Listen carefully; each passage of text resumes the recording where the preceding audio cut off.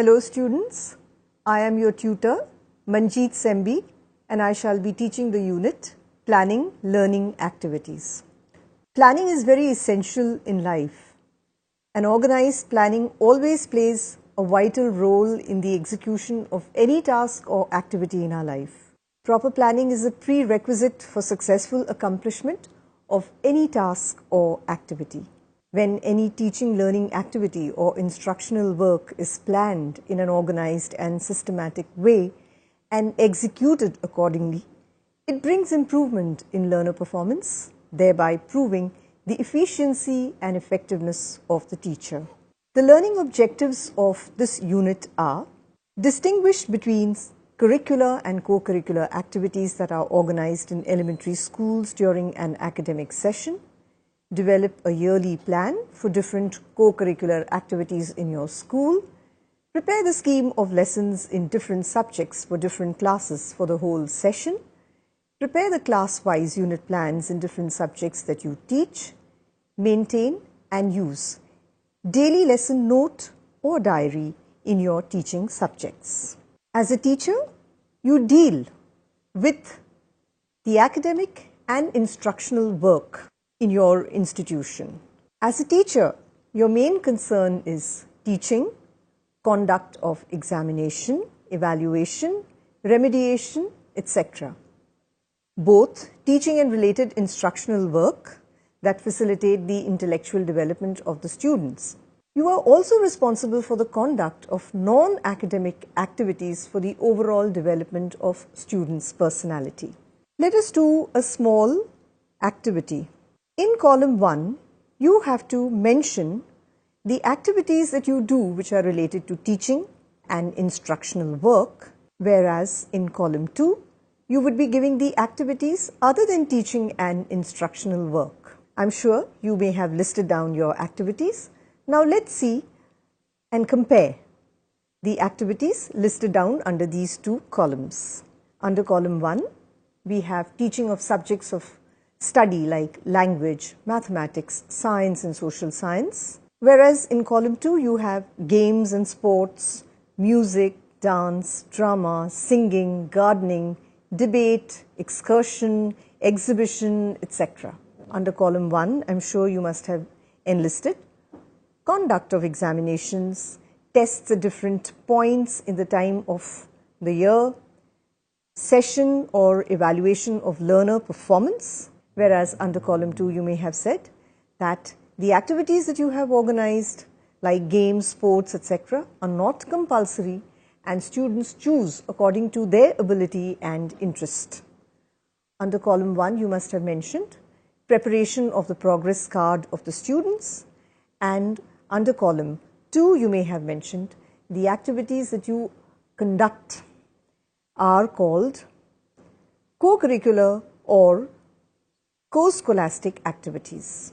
The activities under column 1, whereas, are called curricular or scholastic activities.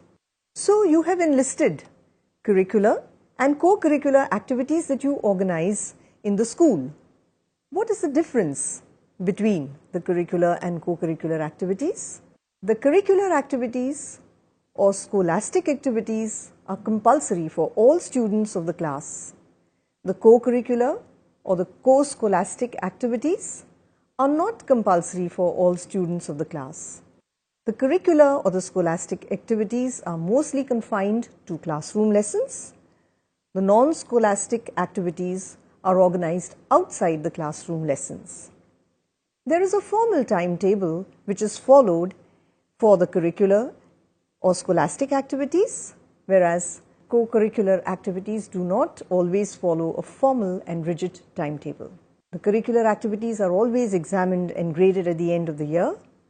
There is no examination like the academic subjects for the co-curricular or non-scholastic activities. So what is the relationship between the curricular and the co-curricular activities? Both the curricular and co-curricular activities are complementary to each other and they deserve equal weight and emphasis in the school curriculum. Earlier, the curricular activities were given more importance and all other activities were given very little importance In fact, they were considered as wasteful. Today, the co-curricular activities are given equal importance for the holistic development of students, as students can learn several skills and competencies from these activities in a real-life situation and in a joyful environment. Let us look at the example of activities like the physical activities. These could be outdoor and indoor games, sports, athletics, gardening. And what is it that they develop in the students? They develop sound physical health and fitness, develop health habits, and also facilitate normal growth and development of their body. Let's look at some activities that are good for civic development in the students. These would be activities like student self-government, a mock parliament or a court, running a cooperative store, or celebration of school festivals and other days of national importance. And what is it that they would develop among the students? Well, they would develop understanding of democratic way of life, duties, obligations and rights, and they would also acquire rich cultural experiences. So, we do need to plan both our curricular and co-curricular activities. They both complement and supplement each other and deserve equal weightage. So what are the considerations that you have to keep in mind while planning the co-curricular activities? Well, you have to keep in mind provision of time and space for the conduct of the activities, a judicious selection of the activities, provision of advice and feedback, and provision of motivation. Now let us look at each point in further detail. The judicious selection of activities. While organizing the co-curricular activities in the school, the activities should be reasonably large in number so that they cater to the interest and ability of most of the students.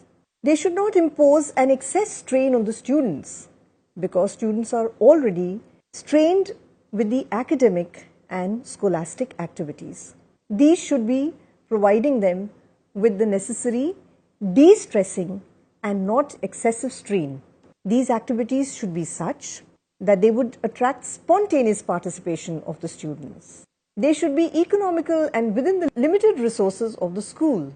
These activities should not pose an additional financial burden on the school, and they should be in accordance with the student's interest and ability. Something that would appeal to the child where he would himself or herself want to learn it. Let us look at the next point, provision of time and space for conduct of the activities. All such activities are to be planned date-wise and month-wise for the whole session. So the school should be able to slate out time. Separate rooms may be allotted and used for conduct of the indoor activities. Activities like carom, chess, or any other activities that are conducted within the school premises. There may be certain activities like sports, swimming, camps for certain sports which may be conducted outside in the open space nearby in the school. If there is absence of adequate space, and in case the school does not have its own playground, maybe permission from the civic authorities can also be sought for the same. Provision for motivation. When you want to motivate your students to participate in these activities, it is necessary that you display a long list of activities for the knowledge of all the students. And these activities should be listed out on the school information board or on a website, wherever it gets maximum publicity. This is to invite the interest of the students and help them choose for participation in specific activities. The students need to be encouraged and motivated, and teachers should pose as advisors and facilitators. The function and mode of organization of each activity should be well spelt out to motivate the students. Students should know what is it that they would gain by learning a particular skill or competence through that activity. It would make more sense for them and motivate them in the process. Provision of advice or feedback.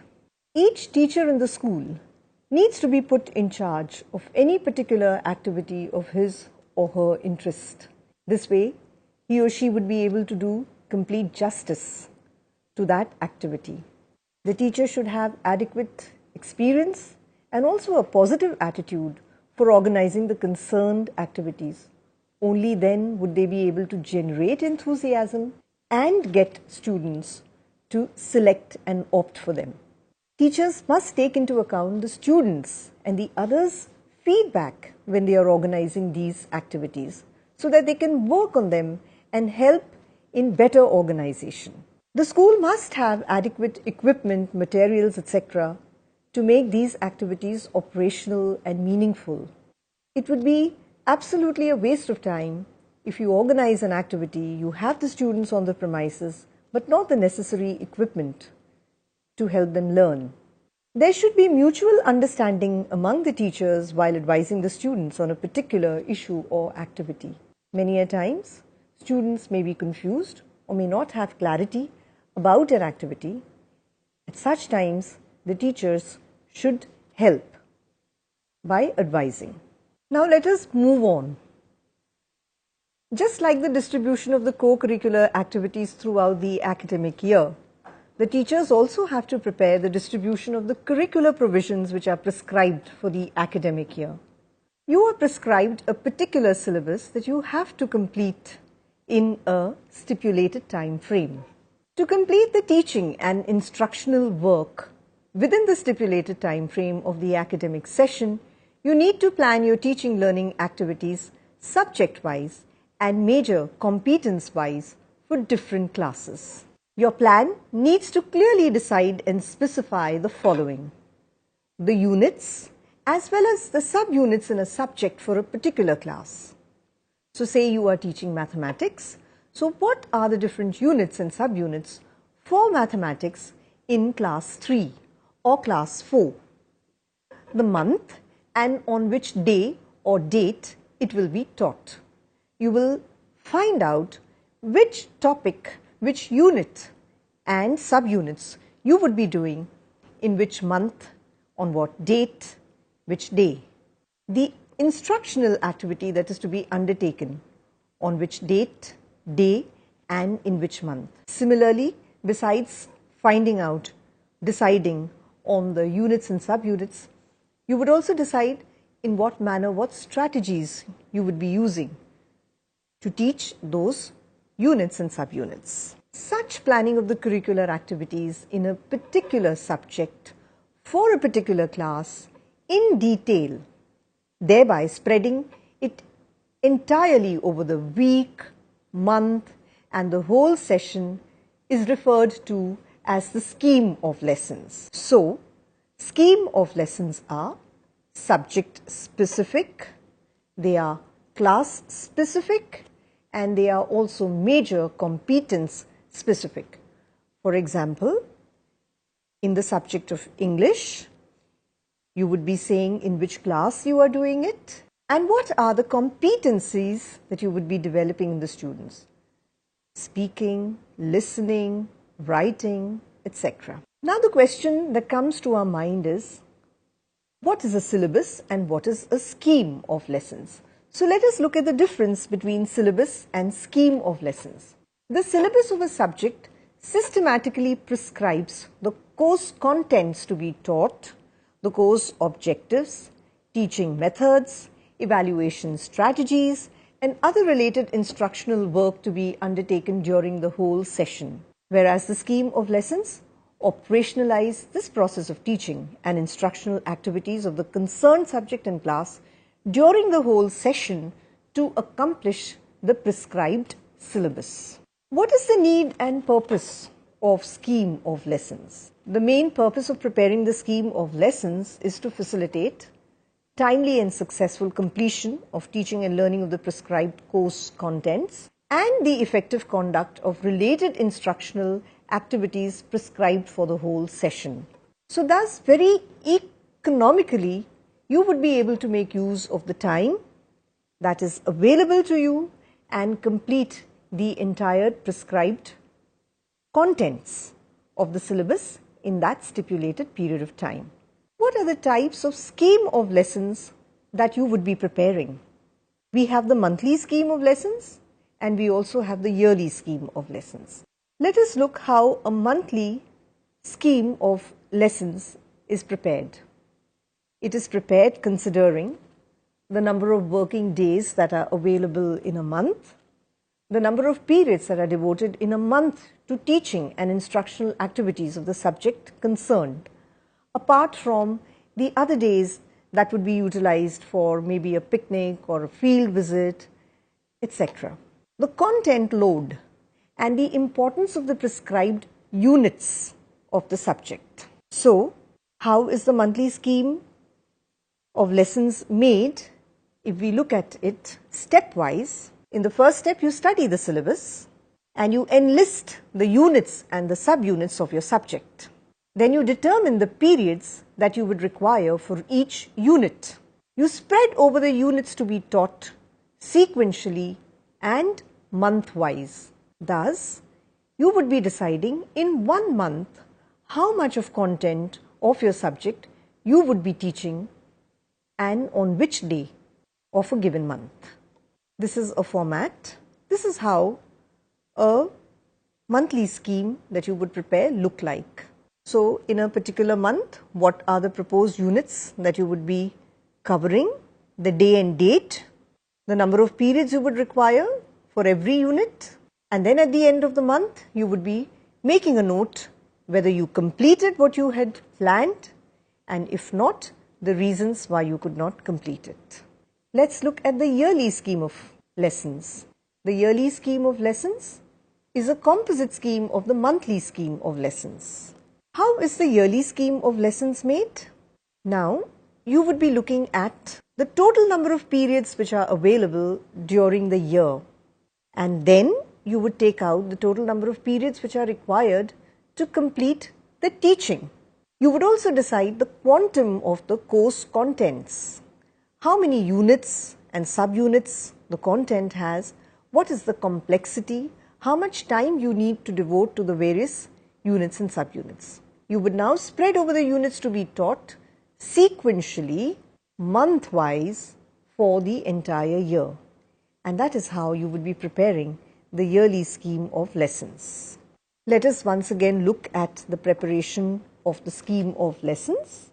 You would look at the actual number of working days which are available week-wise, month-wise in the entire year. Then you would see the total number of required periods for teaching a particular subject, the total number of units which are prescribed in the syllabus of that subject, the total number of subunits that are to be covered under that unit. So, you would be looking at the unit-wise concept load. Once you have gathered this data, you would look at the number of working days in a month to be actually devoted to teaching, because again, there would be some periods which would be allotted for teaching and some may be for learning. For example, in language, there would be some periods on the timetable where the teacher would be teaching and some periods that would be devoted for drill practice. Similarly for maths, some would be devoted for teaching while some for practice. There are certain subjects like language, mathematics, science that would be there on all the days of the timetable, whereas others would be there for just 2 days in the week. So, one has to see the total number of periods actually allotted for teaching a particular subject, and then the number of units identified to be taught month-wise. That's how you would be preparing your scheme of lessons for the entire year. Now let us move on to the unit. Contents of every subject are arranged and organized around topics that has a number of subtopics. The content which is specific to the subtopics are dealt with in each unit. Thus, a content unit represents a manageable chunk of content element. All the units together form a united and integrated whole of a meaningful and purposeful content, materials and experiences. For example, in science, if the topic is matter, the subtopics can be solids, liquids and gases. So, solids, liquids and gases are our units. And further, when you have more content under solids, liquids and gases, they become our sub-units. Thus, our sub-units would be that content of a subject that can be taught within 35 to 40 minutes of a class. Now let us look at the characteristics of a unit. The contents of a unit are always organized around a central principle, process, problem, purpose or a central topic. For instance, you may have the units like Mineral Resource of India, Forest Resources of India, around the topic of Natural Resources of India. You could have a topic on rights and duties of citizens and then a number of units that would be describing about the rights and duties of the citizens. The second characteristic is a unit consists of well integrated, meaningful wholes which are capable of providing useful learning experiences for achieving the desired teaching learning objectives. Now, if your learning objective is to develop the skill of computation, then the unit should have that content which would help develop the skill of computation in the students. Similarly, if it would be developing the skill of observation, then the unit should have certain experiments that are being performed, or maybe another kind of an activity which requires the students to develop their skill of observation.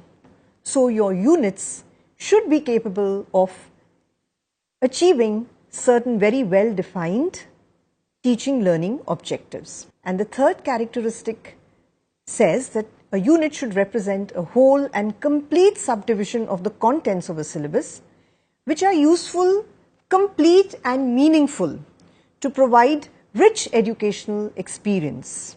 So learners, in our class today, we have looked at the difference between curricular and co-curricular activities, difference between syllabus and scheme of lessons. We've also looked at monthly and yearly schemes, scheme of lessons, and unit and characteristics of a unit. Thank you, dear learners, and we shall meet again in our next class.